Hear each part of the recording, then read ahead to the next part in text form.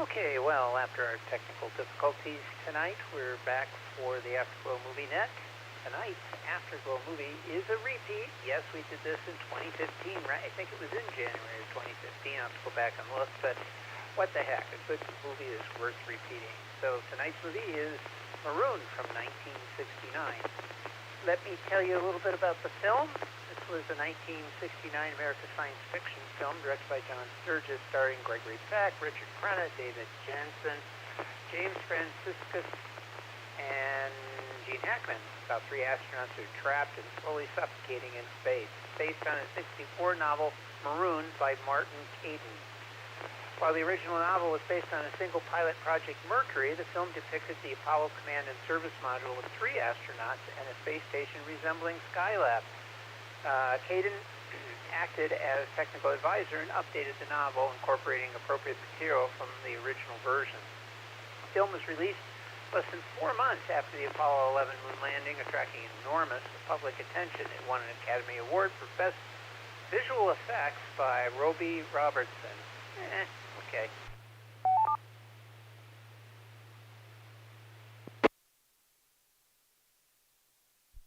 All right, so let me tell you a little bit about it. The thing is a bit long, so I'm only going to paraphrase a little bit. Three astronauts, Commander Jim Pruitt, Buzz Lloyd, and Clayton Stone, are the first crew of experimental space station on an extended duration mission. Approximately 5 months into the planned 7-month mission, Lloyd begins exhibiting erratic and substandard performance. NASA management elects to end the mission early. are oriented for retrofire. The main engine on the Apollo spacecraft, dubbed Iron Man 1, fails. Mission Control determines Iron Man does not have enough fuel remaining to use the reaction control system as a backup to initiate atmospheric re-entry, nor is there sufficient fuel to redock with the station and wait for rescue. The crew is effectively marooned in orbit. Not really.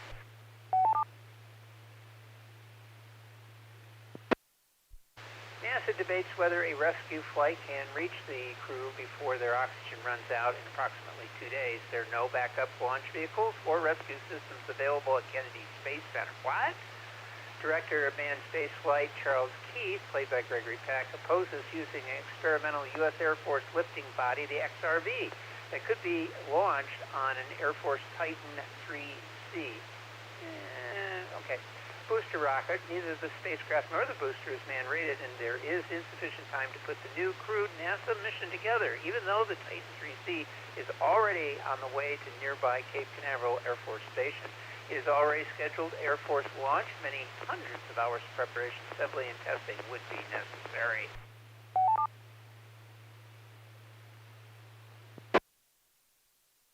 Doherty, NASA's chief astronaut, opposes Keith and demands that something be done, claiming the most time-consuming preparation items can be dismissed. The president agrees with Doherty and tells Keith that failing to try a rescue mission will kill public support for the crewed space mission. The president tells Keith that money is no factor. Whatever you need, you've got it. Despite his initial opposition, Keith accepts the decision and works furiously on the rescue mission. Doherty appoints himself as pilot. While the astronauts' wives, all those people, agonize over the fates of their husbands, all normal checklist procedures are bypassed to prepare XRV for launch. We'll skip the wife part. Let's see. High winds caused by a hurricane overhead causes a scrub of the mission. Keith admits the rescue attempt now cannot be made. However, a weather technician informs Keith the eye of the storm will pass over the Cape 90 minutes later during a subsequent launch window, permitting the launch with Doherty aboard in time to reach the ship.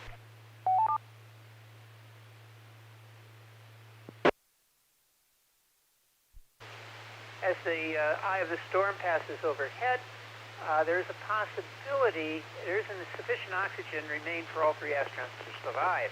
There is possibly enough for two, presenting a previously unthinkable decision. Pruitt and his crew must debate what to do. Stone tries to reason that they can somehow survive by taking sleeping pills, otherwise reducing oxygen consumption. Pruitt responds this is unlikely to conserve enough oxygen to be successful. Agitated Floyd offers to leave since he is using up most of the oxygen anyway. Pruitt overrules him, orders everyone in their spacesuits, and leaves the ship ostensibly to attempt repairs, although this option has been repeatedly dismissed. After Pruitt goes out the hatch, Floyd realizes he's really planning and attempts to follow, even though he has bound the ship to his umbilicals.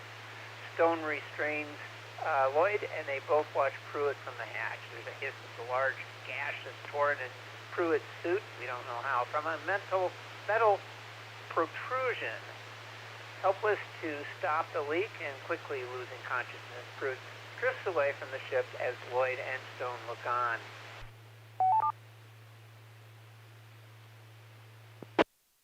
Meanwhile, the Russians have launched a Voskhod spacecraft who has intercepted the Apollo spacecraft. Can do nothing but deliver oxygen since the Soviet ship is too small to carry an additional passengers and lacks equipment to dock with the Apollo. Stone and Lloyd, suffering oxygen deprivation and lapsing into semi-consciousness, cannot understand the cosmonaut's gestures or obey Keith's instructions from Houston. Lloyd drifts out the hatch and away from the ship in one of the funniest scenes you've ever seen. Doherty arrives with the XRV and begins a spacewalk to retrieve the astronaut. Soviet cosmonaut shines a light on Lloyd, drifting slowly away from the Apollo. Doherty retrieves him using maneuvering tack. Cosmonaut moves into the Apollo and slaps an ill-fitting oxygen tank onto Stone's suit fitting. As Doherty returns with Lloyd in tow, Stone begins to regain consciousness due to oxygen flow. Doherty transfers the two remaining and still dazed Iron Man astronauts into the rescue ship, where they exchange thumbs-up gestures. Doherty reports the crew transfer to Houston, where the Houston crew erupts in applause. After separating, both the Soviet ship and the XRV execute retro fire to return to Earth, and the final scene fades out with the view of the abandoned Iron Man 1 adrift in orbit. The end. And it even says at the end, the end.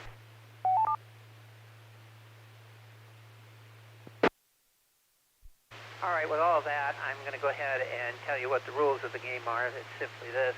We will take check-ins, and I will ask your call sign, your name, and did you see the film this evening that we are going to be discussing this evening, which is Maroon from 1969. You can check in and not have seen the film, but you can go ahead and weigh in on your comments. Would you be willing to watch this film? Did you find it technically accurate from what I just read to you?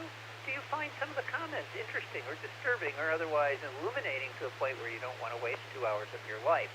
All these things may come into play as a person who has not seen the film. However, the ones who have are not allowed to answer those questions. Only people who have not seen the film. So, when everybody does check in, we'll go through and start with plot, followed by characterization, followed by technical aspects of the film, such as music, special effects, anything you want, or if you have something you want to repeat or otherwise emphasize since you may not have done it in the first 2 rounds, that's the time to do it. We have 90 minutes to do this in, if it will take that long, in virtually all cases it does. So, let's go ahead and begin. I will take check-in. Tonight's movie was Maroon from 1969. Please come now with your call sign, your name, and did you see Maroon? Let's go. WB5OZL, name is Brenda, portable in Dallas.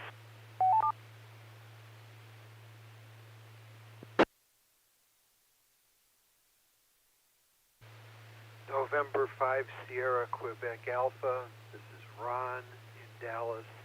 Did not see the movie, and I'm in listen mode only. N5SQA.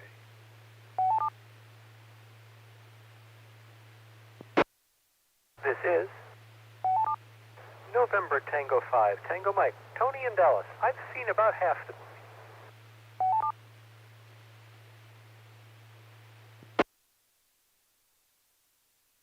Kilo Golf 5, Bravo, Zulu Whiskey, J, near Weber. I did see that.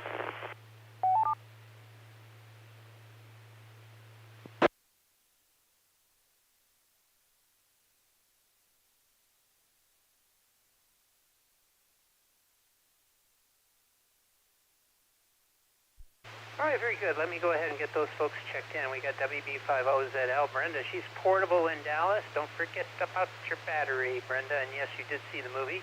N5SQA, Ron in Dallas. He absolutely does not want to talk about the film, but he does want to listen in and make his presence known. Thank you, Ron.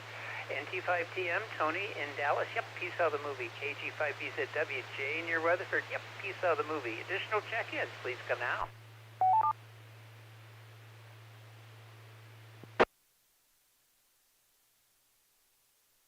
Kilo Bravo 9, Sierra Oscar Kilo, Sean in Fort Worth. Yes, I did see the movie.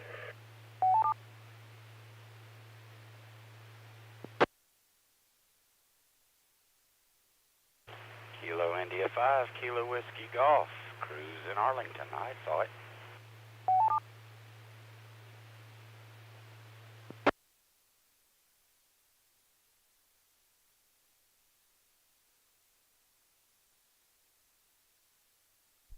We picked up 2 more. We've got KB9SOK, Sean in Fort Worth. Yep, he saw it. KI5KWG, that's Cruz in Arlington. Yes, he saw it as well. All right, go ahead and pause. There is at least one person over on Echolink. I'll give Echolink a chance to check in. If you'd like to join us on Echolink and you're not already checked in, please come now with your call sign, your name, and did you see the film? Maroon from 1969.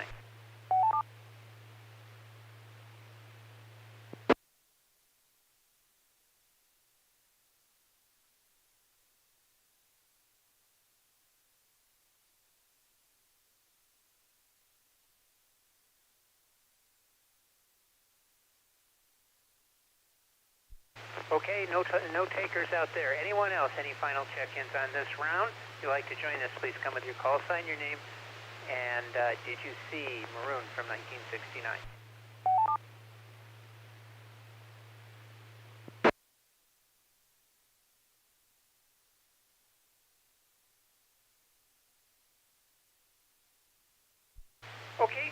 we've got 6, that's quorum plus 1, that'd be me, 7, and we will have opportunities to check in a little bit later. So let's start with Brenda, WB50ZL. Brenda, what did you think about the plot for Maroon from 1969 from KE5ICX?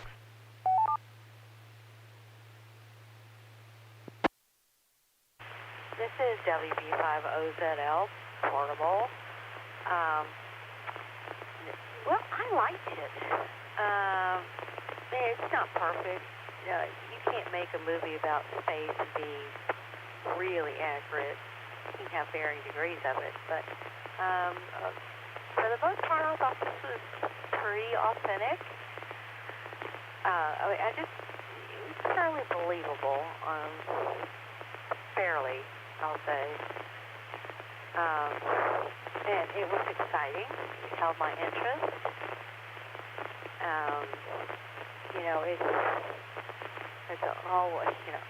Apollo 13 was a better movie, but it was real.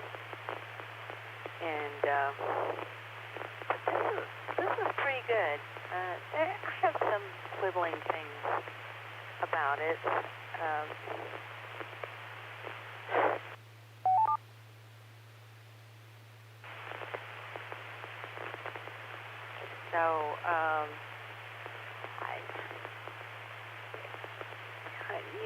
I question whether a person with the right stuff to be an astronaut is just going to fall to pieces. You don't get there unless you're a fighter pilot, test pilot, or something like that, and you've got nerves of steel. So that part I thought was a little bit stretched. All right, I'm going to turn it back. This is WB50ZL.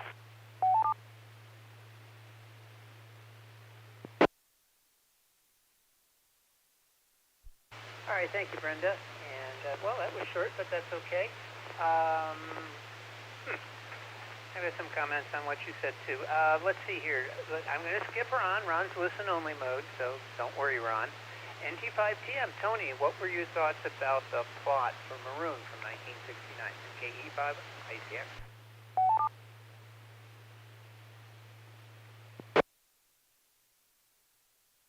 Well, I'm right about halfway into the movie, and I can take the plot on a couple of levels. It's not enjoyable. I'm definitely paying attention to it. I was curious to see the movie, and I'm certainly going to finish it, even if I have to go to bed early tonight. It's not without flaw, though. It is feeling too slow to me. They've taken too many pauses to. Oh, look, a view of a weather satellite. Oh, look, a car. It needs to be, it's not as punchy as it is now here that we're in the rising tension part of the movie, and I'm a little frustrated with that. I'd like it to be a little tighter, a little more tightly edited. So I'm enjoyable, interesting, needs some improvement. I like Brenda's comment. I haven't gotten to the end of it, but I can clearly see that one of the astronauts is fidgeting, not paying attention to orders, not taking his sleeping pills to confirm oxygen. Yeah, even if you're a scientist astronaut, even if you're not one of the pilots, that's stretching it for me. I don't really expect that you're going to keep trying to work the problem or let someone else work the problem, and you're not going to crack up like that. So, yep, intrigued so far. NT5TM.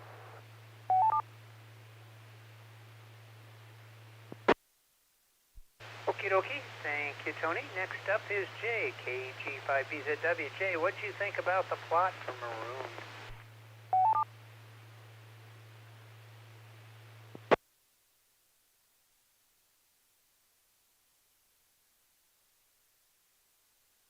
This is KU5BGW on Echo Lift. Okay, so,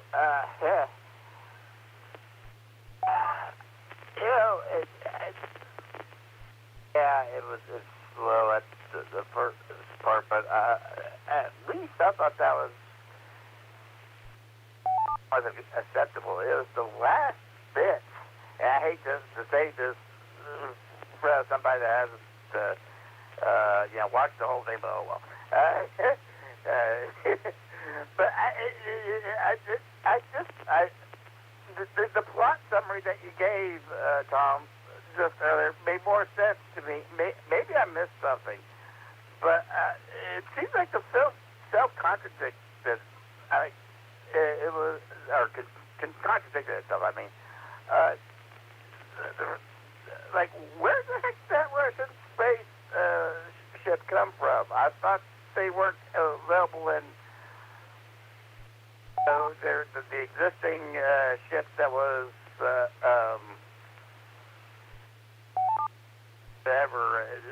was in its existing mission. It was a different orbit. So, like, what it was, that caught me way off guard. Like, what did I miss the part where the Russians said they were going to launch something when that would actually match the orbits of this craft, or what? And then all they did was just provide an oxygen tank, which, I mean, okay. As it was explained in your summary, I guess. I mean, it's not that inconceivable that there be so much mismatch that that's all they could do, but it'd be still, stay alive or something.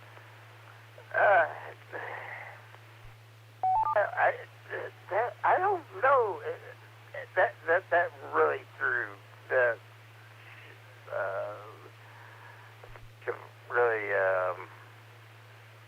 production of it really just threw it off for me.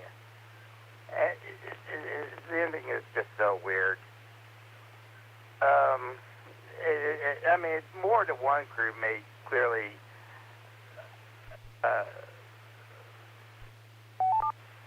suffering psychological damage of some sort for them to have made all those. Were they even mistakes? I don't know. Yeah, of course. Yes, the plot. Their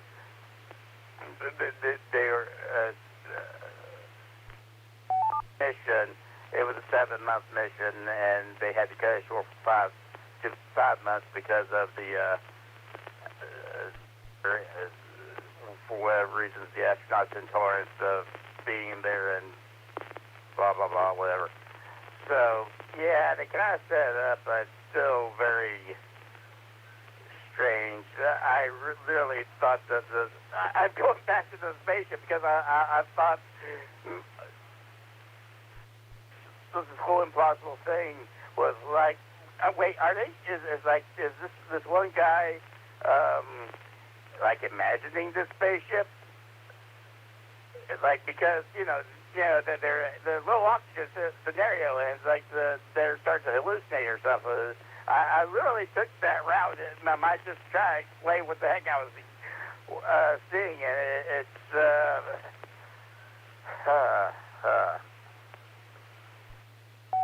I give up. KG5B to W.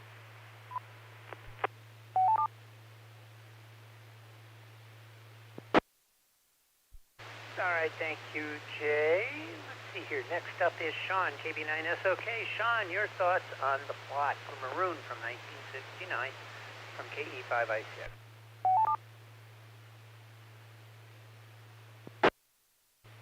Yeah, this is KB9SOK. Overall, I'll say that I actually enjoyed it.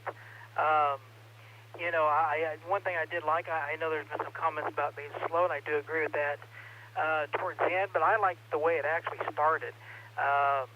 They got right to it. We didn't spend 20 minutes watching them drive to the launch center, driving around their cars like we've seen in another movie from last year, and I can't think of the name of it. But it was kind of nice that they got right into it. We got right into space. We found out within 5 or 10 minutes exactly what their mission was, and we found out, that why they had to leave. So I thought it started off actually with a really good pace. But then as the movie went on, it did dramatically slow down, and it kept slowing down, to where at the very end, it did come to very much of a drag. And I felt that they wasted way too much time just showing people drifting and just slowly moving. And I know that I think their goal was to make you feel like what it was for those guys to sit in that capsule for 72 hours and just have to wait. And that's kind of what it felt like. And I could, and if that's the point, then I understand it. But I felt that it did kind of hurt the ending of the movie because it started off with this promise. And like I said, I still like it overall, but I felt that it just kind of came to a drag. Now, yes, there are definitely some technical issues with this film. You know, it's not perfect, but they did make some effort, which is better than a lot of the films that we watched. You know, first of all, I'll just say that it's nice that the capsule truly felt like a real capsule. It was tight, not a lot of space, where we've seen in most of these movies. It looks like the thing, you know, you could park a truck inside of it and still have room. But this one, it truly felt like they were squished in there. And that's obviously a lot more realistic. And I think partly, too, it was to help the drama as well, but it just made sense. Some things that seemed like they did right was a lot of the jargon from the, you know, when they were launching and what have you. I feel like they put a lot of time there. But then they kind of slipped up in other places severely. You know, even when they were on the space station in their first spacewalk, and the first guy goes out not tethered. Well, first of all, we know that would never happen. You know, they're not going to do that. And not all three of them would leave the ship. Have all three of them out there. There'd be somebody, you know, staying on board to keep an eye on things. So there were definitely some technical errors at the beginning of some of the technical issues. And I'm sure there's many on here way more knowledgeable than me that could point every one of them out that is things that just would not happen. But I do like that they did make some effort, but not everywhere. When it came time for the rescue, I thought it was funny that they didn't already have a capsule set up to test scenarios, that they had to go find one and set it up. Once again, we know that's not true. We know that stuff's on standby in case of emergencies. So that was kind of messed up. And the fact that they didn't have any kind of rescue plan, once again, there's contingencies for everything. So that kind of surprised me. So there was definitely some plot holes here. But I do feel they at least made an effort, which made it feel decent. You know, I definitely wanted to keep watching it. It was just a little disappointing how it kind of wound down at the end.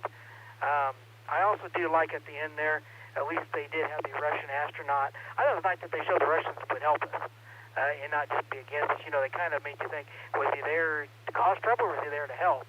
But he was there to actually help.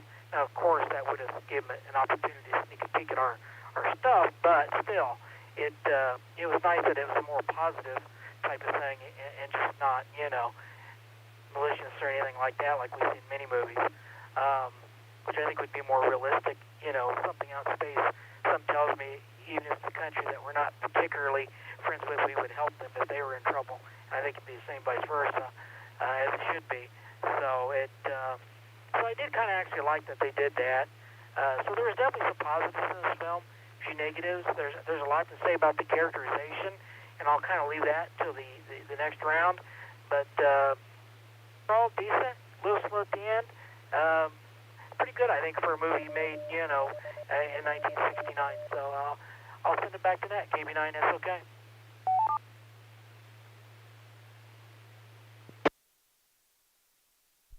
All right, thank you, Sean. Good comments there. KI5KWG Cruise.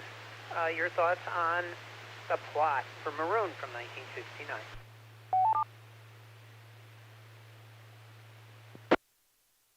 KI5KWG. I enjoyed this movie. I enjoyed it when I was 9 years old, and it came out. My dad took my brother and me to it, and sat on the edge of my seat. So the slow down, I can recognize it, but I didn't feel it when I was 9, and I didn't feel it when I was 62. So I enjoyed this movie. The looking at it as a 62-year-old, I was really impressed with the technical jargon. They nailed it. They had it right. Of course, the whole nation was learning it and knew it by that time. So I appreciated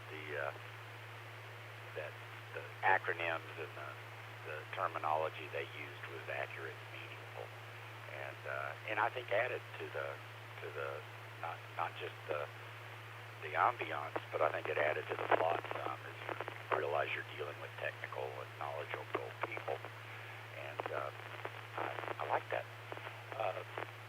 Now, I almost expected a disclaimer from NASA that the AJ-10 Aerojet 10 motor has never failed. I believe that's still true.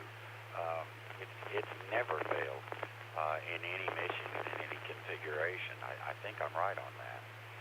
So let me reset just because my index finger's tired.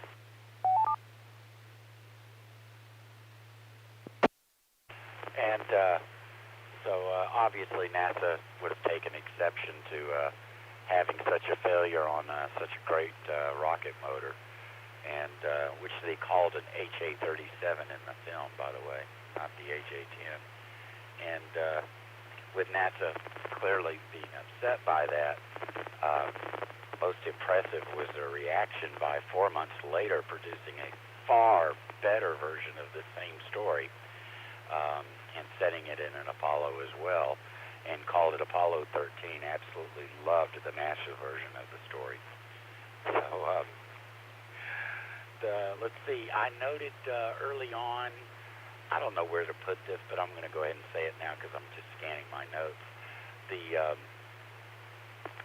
version of the Skylab that they showed was an early version, which would have been appropriate for 1969, and called a wet workshop.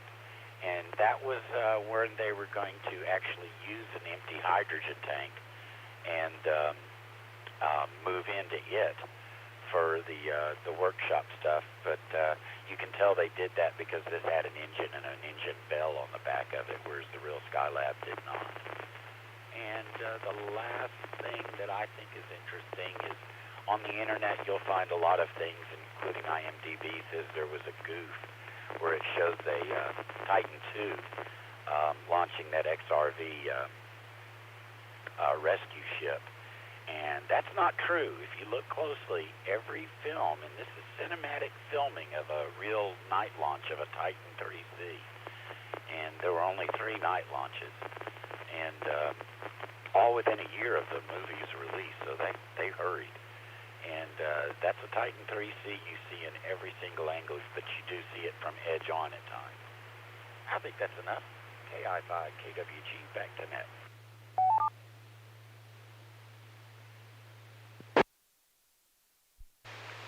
Thank you, Cruz, and you've brought up a lot of points that some of which I was going to bring up, but it's perfectly fine. And you're the only person I know in the world that refers to the SPS as an AJ-10, besides myself, of course. Yes, and you're right about the engine type. That as such a simple engine, it's been used as second stage. It still flies today, although with SpaceX and out there, you don't see it as a second stage much anymore. That engine uses second stage anymore. But at any rate, it's been in continuous use all the way back to the original Apollo program.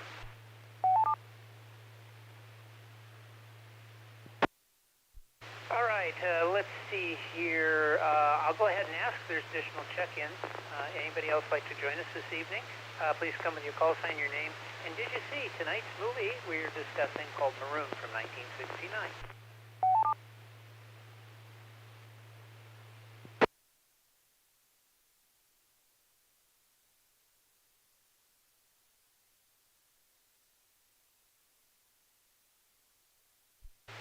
Okay, I guess that's going to be the crew this evening, so I'll go ahead and make my comments. Of course, this is a space nerd film from the word go.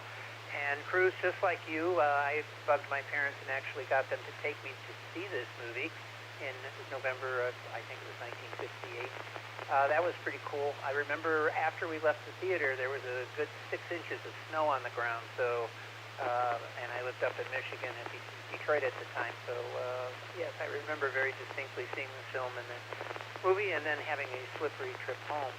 The things that I liked about it, of course, it is somewhat technically accurate as far as how they went about the things, like the countdown, go for launch, those types of things.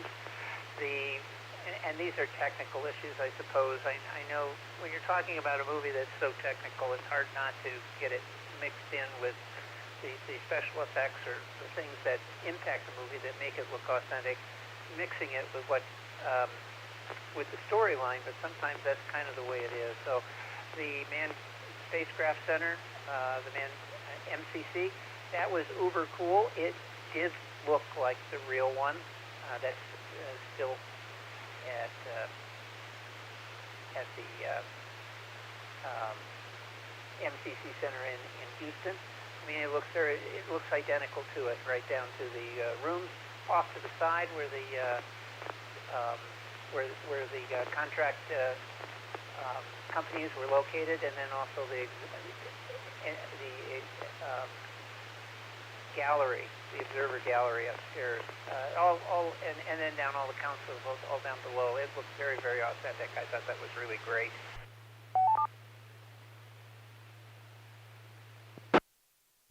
Now, as far as the problem with the film is that, could the AJ-10 be reliable? Yeah, absolutely. It was very reliable. All you did was open two valves, and you had an oxidizer that then mixed with the fuel, which was, I think, tetraoxide with Aerozine 50. So you put those two things together, and you get an explosion, which is what you expect with an engine bell, and then that propels you forward. So it's a very reliable engine. And, of course, there's only one of those, but there was a backup. Now, they mentioned this, too, in the film, which is the RCS, which is Reaction Control System. That's the things that you saw in the film where they were, as they were leaving the space station, they were firing those quads that you see on each quarter panel on the spacecraft. Those could be used to deorbit as well. But that wasn't the only thing left either. And this is quite interesting because they talked about this with the Apollo 13, but it was possible to use the engines that were used for actual re-entry into the atmosphere on the command module itself, those engines that would help to pitch, roll, and yaw to properly situate the capsule itself as it's re-entering into the atmosphere. Those engines could be fired. I don't know if how that would have worked overall, but it was possible. It was even discussed on Apollo 13 in case the lunar module gave out and they were still close to Earth. So these things, there were multiple backups on it. It was highly unlikely that that would have happened.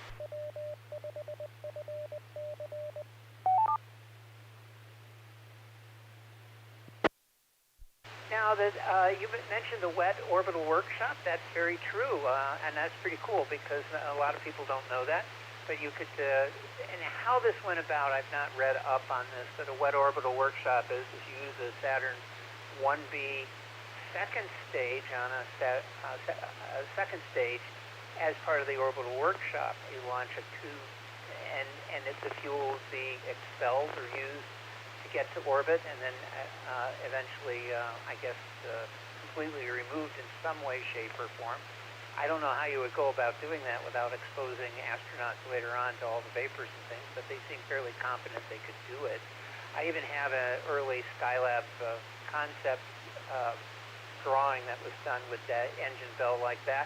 It was later updated to look like the Skylab that we've seen in that picture is wide, or that drawing has been widely distributed because it's very colorful and interesting. But it was actually the wet workshop that drawing is drawn from and just updated from. So if you see those, you can probably find them both. And you'll see one with the engine bell on the back, and the other one has the external radiators that were used in the spacecraft instead when it was launched on a Saturn V as Skylab as the third stage dry workshop.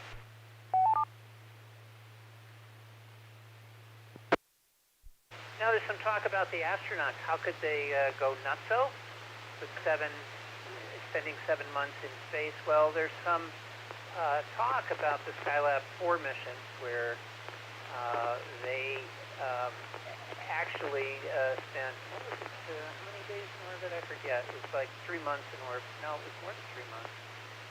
At any rate, they were in orbit, and NASA kept throwing things at them to do, and they just kind of revolted about the whole thing. There was some fatigue, mainly caused by NASA itself with all of the hectic work schedule. Also, we talked about Apollo 7 and Will Cunningham. His crew Wally Schirra and Don Isley, there was some discussion that that crew was very difficult to deal with. And like the Skylab crew, they did not fly again. And those three guys were primed for, well, this exception of Wally Schirra, who was retiring. The other two astronauts could have gone to the moon because they were on the very first Apollo mission. Because they had colds and they refused to do some of the required procedures, such as donning spacesuits before they re-entered the atmosphere, because of those colds, they were never allowed to fly again.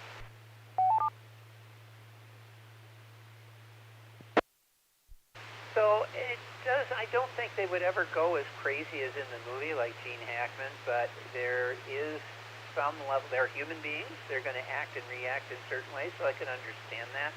I think if it was a little cooler as to how they handled it, it would have been fine. Apollo 13 actually exaggerated that pressure, although I'm sure it existed. I'm sure there's stories that we will never know about Apollo 13 from the astronauts that flew that mission. There's only 2 of them left, but in any case, you got to think about that as well. But at any rate, as far as the story went, I liked it. It ran a little long.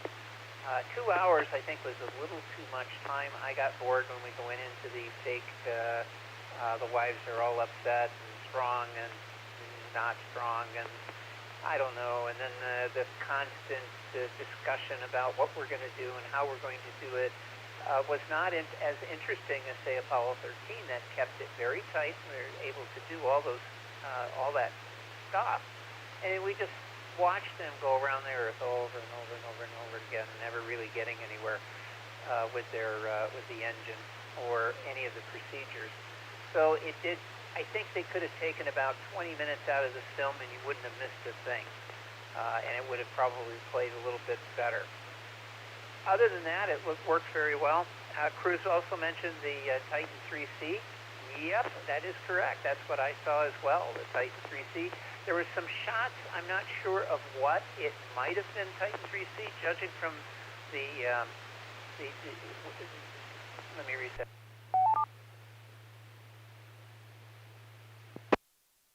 The way the fuel was being expelled, it looked like it was an edge on, I guess, with the Titan 3C. But it could have been another mission. But in any case, absolutely, when you see it lift off, it is a Titan 3C. So how anybody came up with that not being it, I don't know. Now, the problem with the film at the very beginning, we see the crew, the 3-man crew, going into orbit, and they use a Saturn V to do that. No, they would not do that. They would use the Saturn 1B, the smaller Earth orbital version, which I was talking about earlier. So they didn't make any sense, although there's a lot of dramatic pictures that were taken from Apollo 4 and Apollo 6 unmanned missions with the external shots of staging and all that. How can you not use that? It's too damn cool not to. The utilities tower, the big huge thing that sits next to the launch umbilical tower, the service access structure, I think it's called. You wouldn't have that up against the spacecraft before liftoff. That would have been moved away at least a day or 2 or 3 before the actual mission. So it didn't make any sense that thing would be there. Just had some cool close-in shots. And if you look carefully, you'll see people kind of walking around during the launch countdown. I don't think you would do that. No, I don't think so.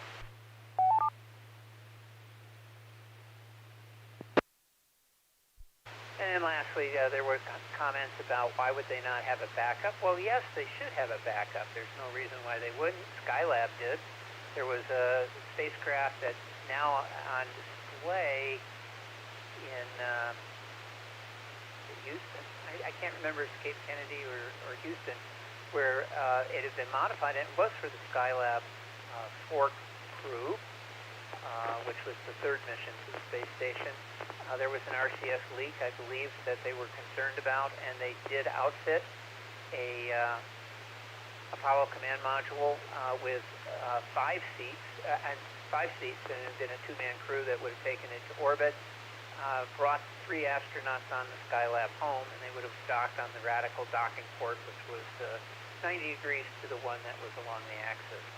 that was fully discussed. Spacecraft was ready to go, fuel, and could have been rolled out to the pad at any time had they needed it. So no, there's always a backup plan in some way, unless you're going to the moon, in which case it's very hard to send another spacecraft.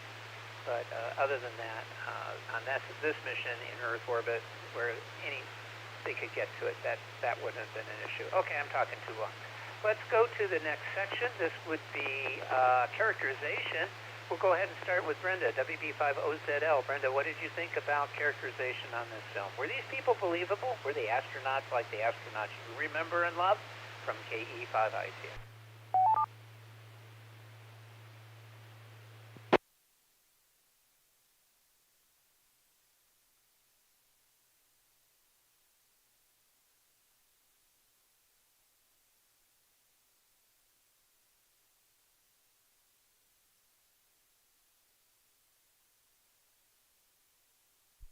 Okay, I have a suspicion. I'll check on back channels here, but she may have gone back inside. I think she was in her car transmitting earlier, and I don't see her on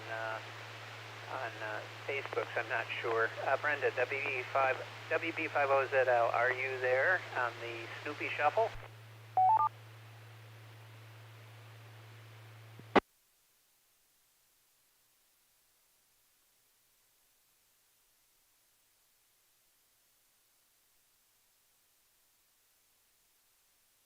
All right, I suspected not. She's not at home. She's not at her base, and she's at her son's house right now taking care of animals, so it's kind of difficult to run inside and outside. Let's go to Tony, NT5TM. Tony, your thoughts on characterization from KE5ICX?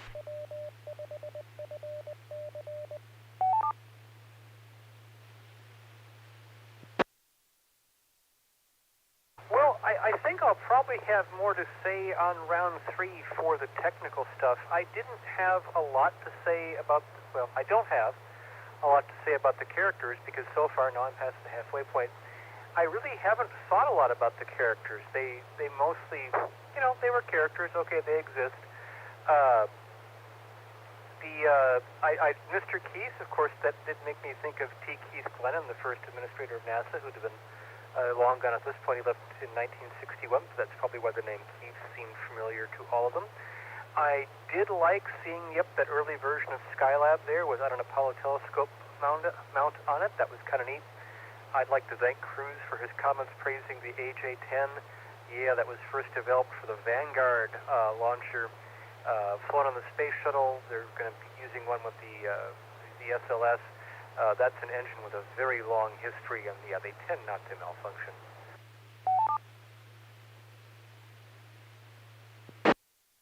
I did like that comment from KB9SOK about how tight the capsule felt. I guess that technically is a characterization. I just want to thank everybody here before I forget, because I'm getting very sleepy, and I want to go to bed soon. I'll save that for this. I've got a couple of technical comments that are both positive and negative. I'll save them for the third round. NT5TS.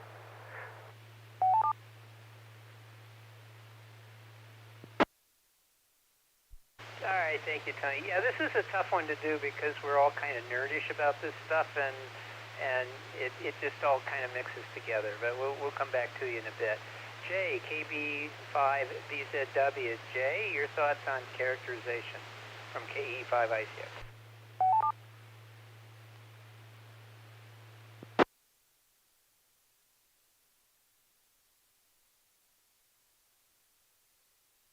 This is KQ5BZW.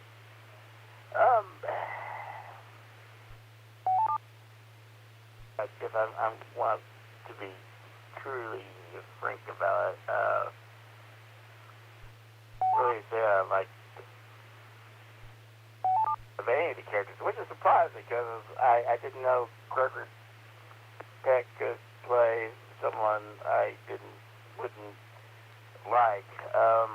It's not that this is a kind of a procedural kind of thing, so you don't really go into the characters themselves because the procedural. I'm calling it procedural, but there's maybe another term for it. But the characters, you don't really get to see that much. Yeah, they brought the wives in, and no, that just seemed more for show than anything in terms of that the wives were for show, but the whole interaction was for show. That's what I'm trying to get. I didn't like any of that. The people didn't. It's so much better, and yeah, I know I shouldn't judge this based on something that really hadn't happened yet, and you know, a movie of somebody that made by somebody that actually has some skill in making movies, apparently. Because I love Apollo 13. I mean, in the movie Apollo 13, I hate that happened and so what. I'm over touch there. Yeah, the characters. It's hard for me to go deep into the characters. I just really. It's not that I hated them. I just didn't really care for them.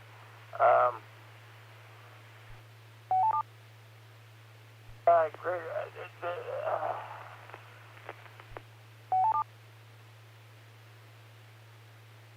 don't know what was missing. I just felt some emotion that was lost.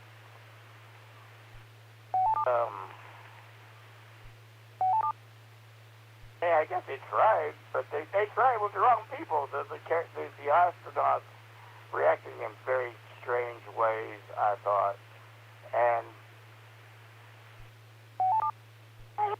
it's just put together all wrong. No, it's. I'm sorry to say this is not a film I particularly enjoyed. I did not hate it. Except for what I already mentioned, but so there's not much else I can say character-wise. I suppose the most interesting characters, if we extend it to the non-human universe, are the spaceships. I think y'all got it covered because I'm not the nerd. Some of y'all are. So I'm enjoying hearing about that bit. Those bits, so that's pretty cool. If there's anything I got from the movie, I love hearing about that. And that has the next person, KG553.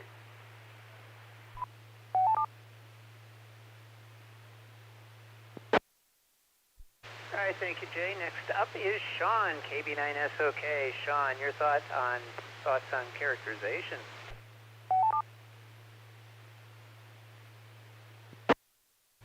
Yeah, this is KB9SOK.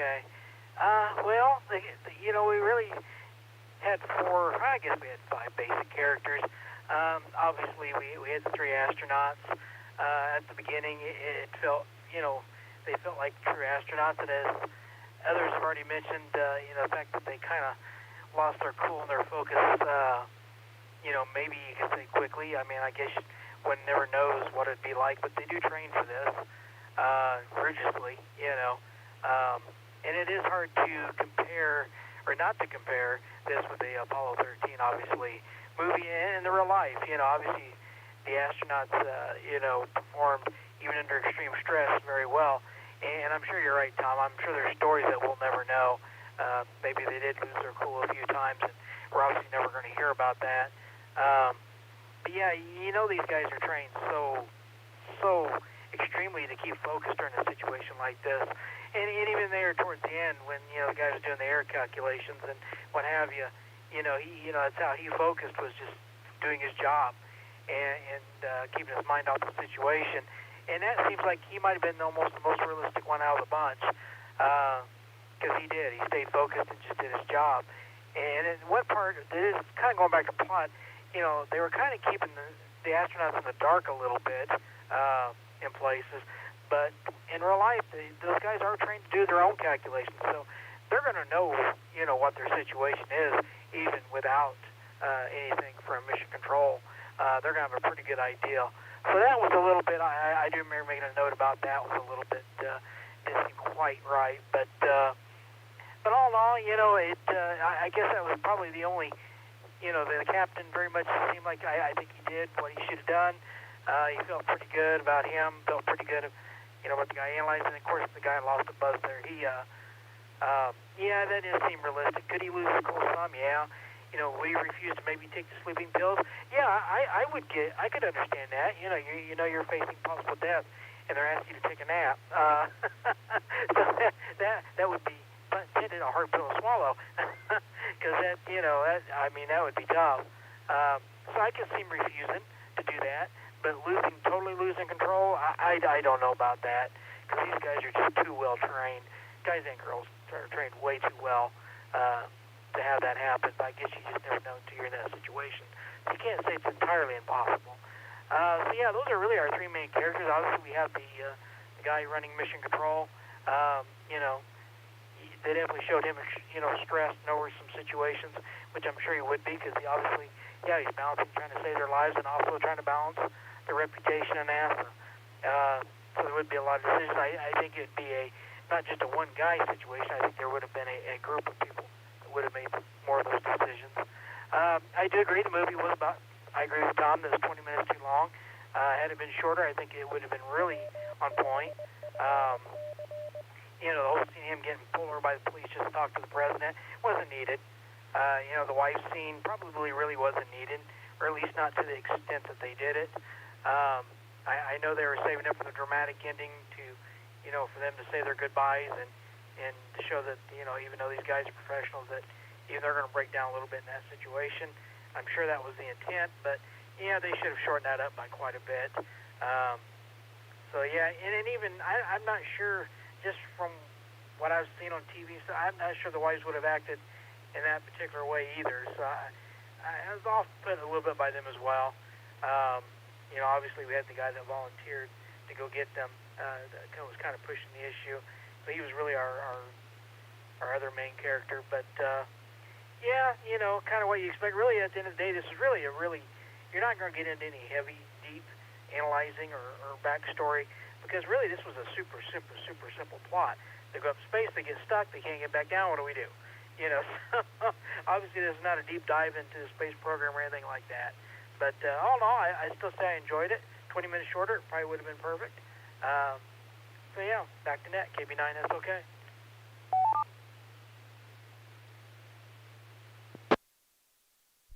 All right, thank you, Sean. Next up is Cruz, KI5KWG. Cruz, your thoughts on characterization for Maroon from 1969 from KE5I6.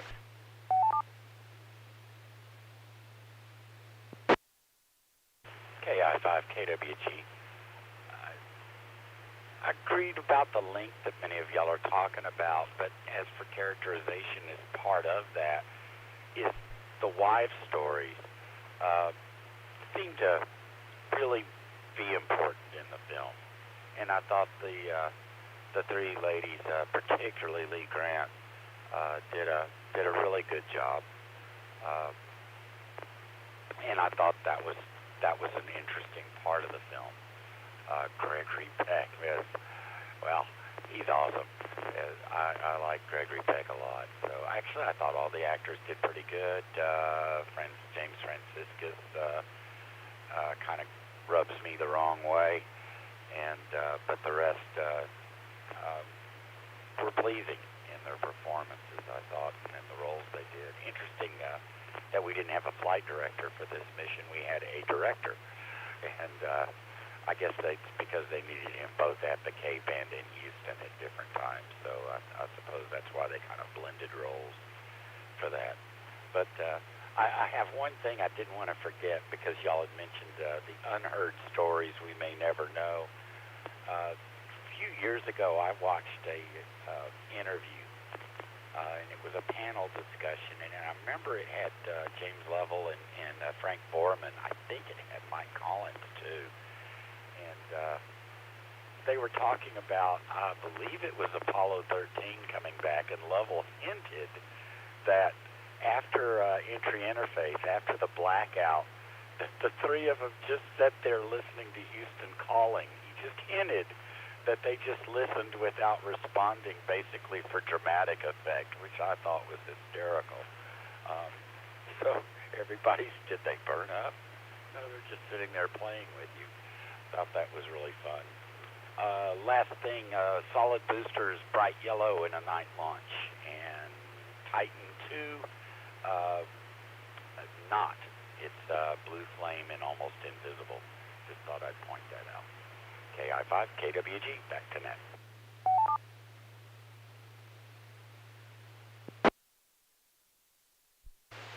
Thank you, Cruz. And did I ever tell you you're kind of spooky that you know all these things? Because you're spooky.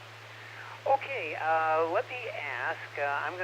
Brenda's gonna try again. I'm on back channel with her right now. Are there any additional check-ins before I move back to Brenda? Anyone else who'd like to join us, please come now with your call sign, your name, and did you see Marooned from 19, not Maroon or Moron, but Marooned from 1969.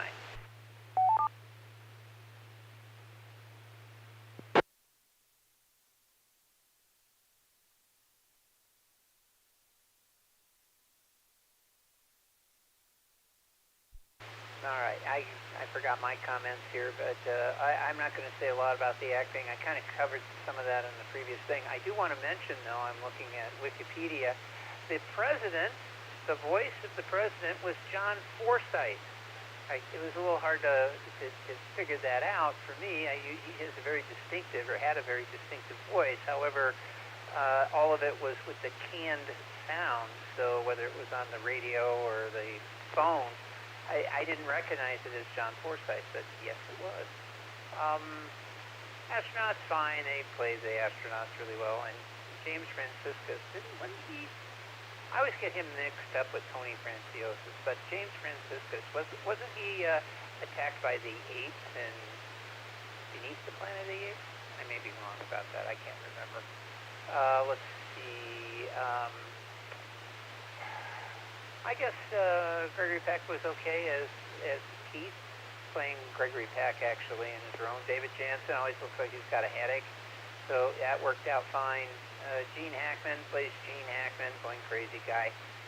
As Buzz Lightyear Lloyd, he was okay.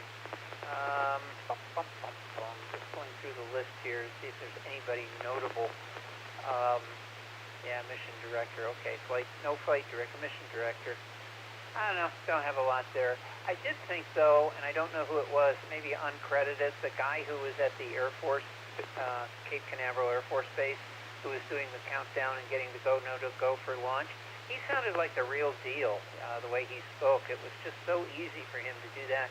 And then the echo back from all the various technicians on the loop, I thought was very realistic.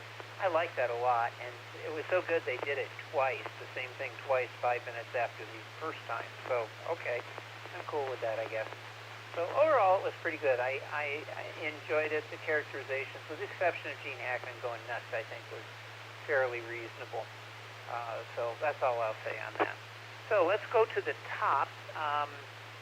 We got enough time for one more round, and Brenda didn't get a chance, so she's going to try one more time. She's got a mag mount on a cookie sheet inside her son's house, so let's see what we can do with fast signal. WB50ZL. Miss Brenda, anything you want to say about the movie, go right ahead. Hopefully we can hear you this time from KE5ICX.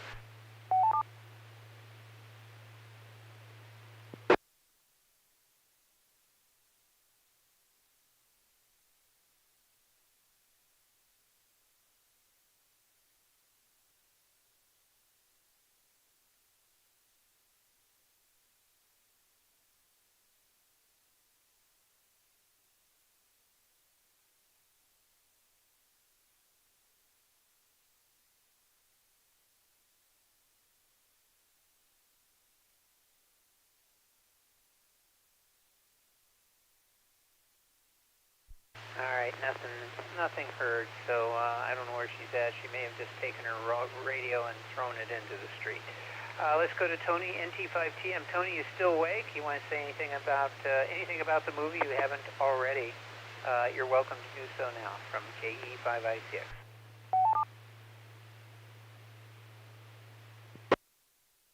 Well, thank you, Tom. I'd like to thank all the people who are more awake and more perceptive than I am. Thank you for being net control. I sure, just various thoughts from my notes about the movie. I sure didn't like that unpleasant wake-up alarm they used for the astronauts. If NASA ever tried that, I'm sure glad they switched to playing wake-up music. I think the sound may have been the most realistic part of the movie in many cases. Having done a little bit of film work, not much, it's always the most fun and the greatest sense of relief when you can put a microphone, a working microphone, right there in front of the actor, like maybe they're giving a speech, and so there's a big 1940s microphone right in front of them with a really warm sound and a tube preamp, and you don't have to worry about sound for that scene because you got it. In a movie where everyone's wearing headsets and you need them to sound like they're speaking into a headset, well, those two things just come together perfectly with the greatest convenience.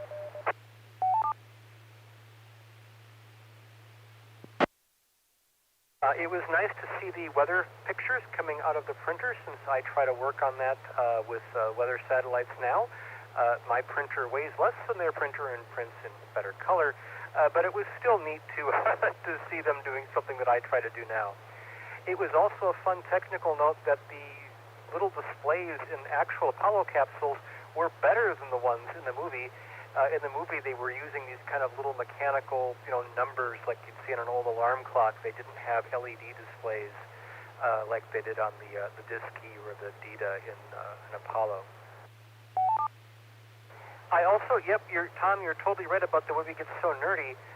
With their exteriors, they kept looking like they were way too high. Those were not low Earth orbit exteriors. They were seeing this enormous expanse of the globe of the moon. It was like they were already on the way to the moon. That was just an oopsie there. Let's see. It was great to see the astronaut flying around in the manned maneuvering unit because the design of that was actually really old. They didn't get to fly one until the space shuttle, but it was first scheduled for flight on a Gemini mission.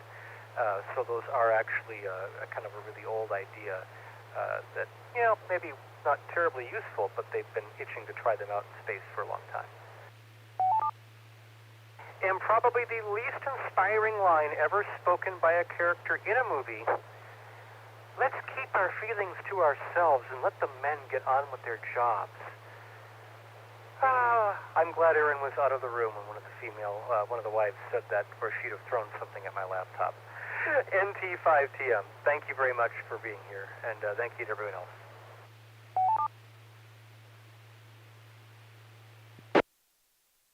All right, thank you, Tony. Very good. Let's see here. Next up is Jay, KG5BZW. Jay, any parting comments or anything about technical or something that you failed to mention the first couple of rounds that you would like to add now from KE5ICX?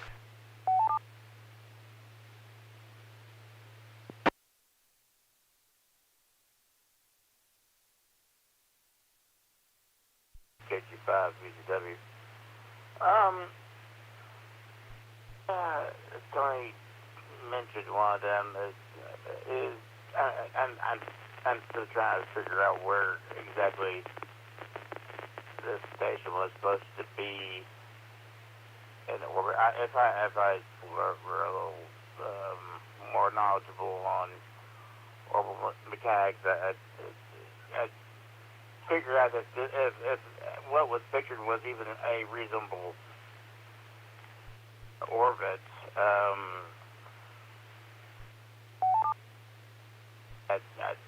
I won't go into detail, but yeah, it's definitely not a low order Earth orbit. Music, I just kind of like the sound design for just depicting the shots in space. I like the little... I'm not sure what you would call that. I'd have to watch it again. It was a kind of nice either rail touch to it. Not too bad.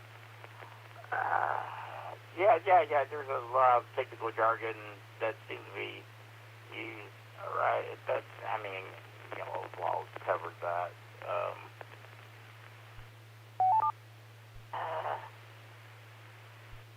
I have anything else. Here's your puppies, those.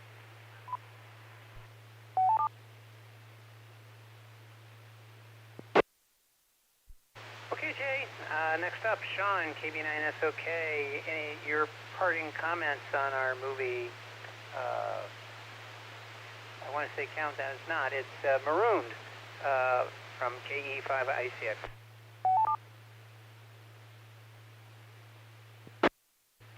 Yeah, this is KB9SOK. Yeah, I agree with all the comments. You know, it's, you know, I agree. I think the most technical, most accurate part was ground control and their speech there, obviously, as they were getting ready to launch, and the jargon that they used. That was the part that did feel absolutely the most authentic. You know, and that part, it was great. It was very well done. And like you said, they done it twice. they knew they had something there, because that was one thing they could do 100% accurate.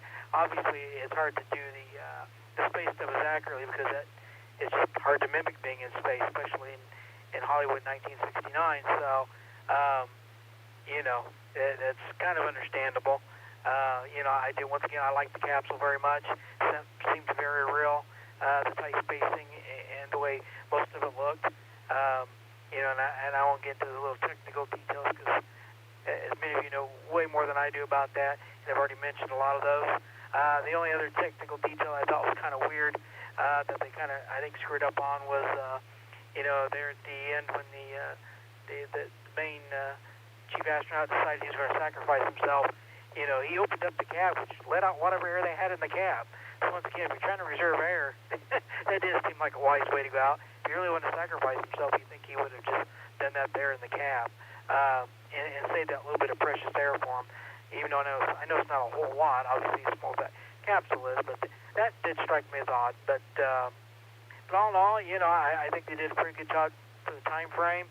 You know, as certainly you mentioned that, you know, some of the rockets and stuff weren't accurate, but obviously the shots were cool looking. You know, the average public wouldn't have known that, and so still had that, you know, it was cool to see the video. You know, the only, you know, one part maybe there towards the end I noticed that when they showed them there now, those final scenes out in space, you could clearly see that was on a green screen. They didn't balance the background with the astronauts quite perfectly there. That might not be noticeable on a small screen, but watching it on the large TV, it is pretty noticeable. But yeah, the sound was great on this. I think they did a great job with the sound. Overall, pretty good. Like, we've seen so many movies where they've done it all bad. It's nice to see a movie where they at least got several things right. Not all of it, of course, but it did kind of make you feel like you were there. So obviously that was the point. So overall, decent. Looking forward to the next one. Back to Nick. This is KB9SOK.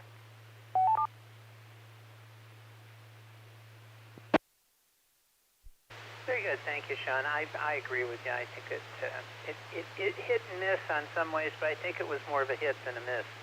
Next up is Cruz, or as I like to call him, Mr. Spooky, KI5KWG. Cruz, what do you got to say? Anything you want, technical or otherwise, or something maybe you forgot on the first couple of rounds. Go ahead, from KE5ICX.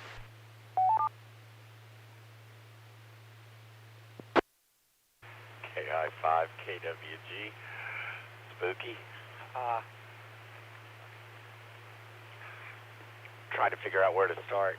I'll be brief, but every morning my brother in Houston calls me on his commute to work, and the phone call begins with the words, "Hi, Bob," and which I then repeat back to him. And if you know the mini-series, what's that, For All Mankind, you'll get the reference.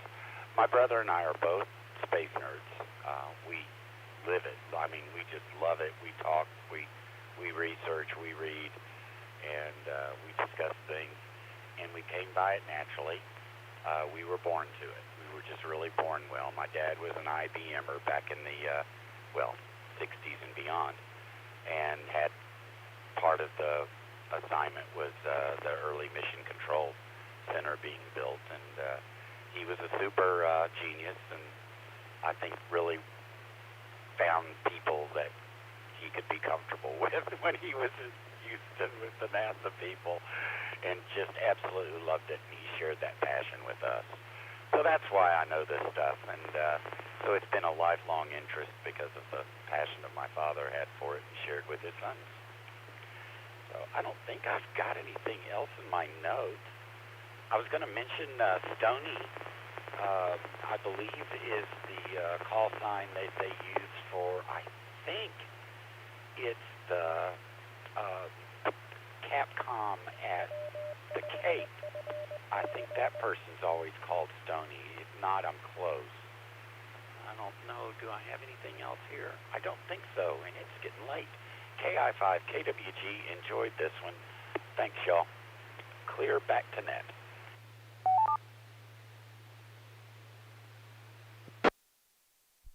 Very good. Well, thank you, Cruz, and that explains a heck of a lot. Well, you can be my guest, since I'm a docent at the Frontiers of Flight. If you come on by sometime and I'm at the museum, which is usually on Sundays, I'll get you in for free. I'll take you on a tour of Apollo 7 and the A7L suit and a few other little niceties. You don't have a huge collection, but there's enough there.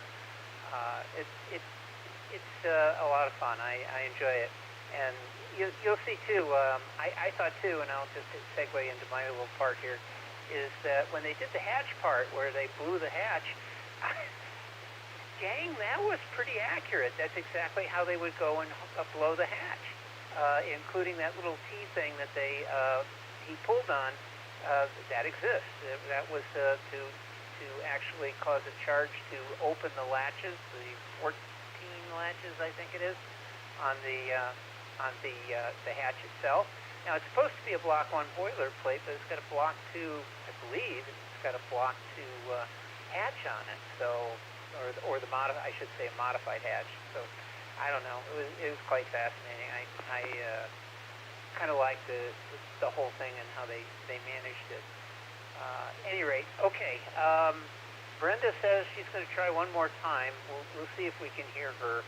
She says her signal is better, so she didn't get to say much. So we'll give her a parting shot, and then after that, I'll tell you what next week's movie will be. Brenda, WB5OZL, hello to the ether. Come in, please. Tell us what you can and what you liked about the film. You get to say the final comments for tonight on Maroon. Go ahead from KE5ICX.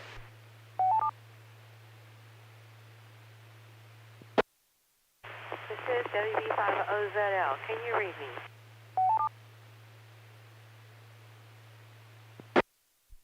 Third time's the charm. Go ahead. You can actually hear me now?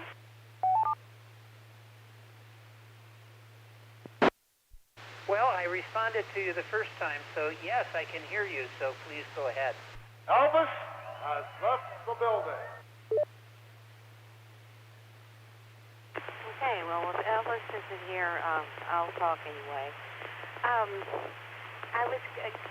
I saw a video within the last week since Walt passed away, where some interview from times past, and he refuted some of the things that had been said about Apollo 7. He says, we didn't all have cold.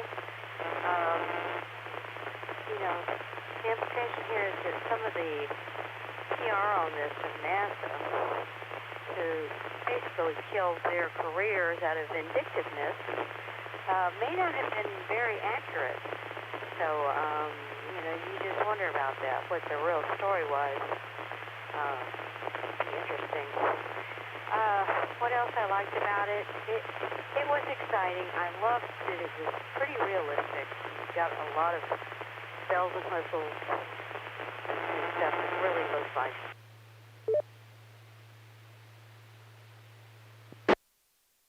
Am I still here?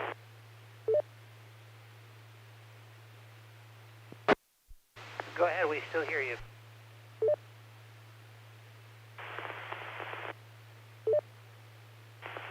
I thought I timed out. Anyway, I think most everything's been said, so I won't belabor things very much. I just really wish they made more movies about space, because I do love them. It's exciting.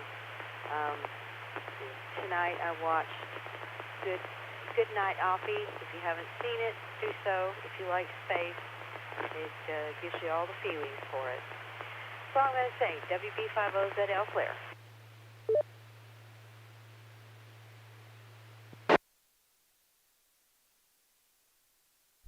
All right, very good. Thank you, Brenda. Thank you for finally getting in, and we were finally able to hear your comments. Okay, next week's movie. Everybody, you ready? We had a great one this week. Here's one I've never seen before and has never been done before, but it has robots in it. This one is from 1978. It's called, hold on, Kiss Meets the Phantom. And by Kiss, I mean the rock group Kiss, sometimes called Attack of the Phantoms. It's on Vimeo. I will send the information out. Now, you'll say this is a total waste. No, there's music, of course. And it has as the bad guy Anthony Zerbe, one of my favorite bad guy actors, playing, what else? Anthony Zerbe. By the way, Anthony's still with us. And he did a Star Trek film about 10 years ago, playing Anthony Zerbe. So that'll be next week. I will send the information out hopefully tomorrow morning. I got an early walk I'm doing with my friend the podcaster, and then after that I'll see if I can get this done. See you all next time. Thank you all for participating this evening. I had a blast. I really enjoyed this, as I always do. We'll see you next week. This is KE5 ICX and Clear. Have a good evening. Bye-bye.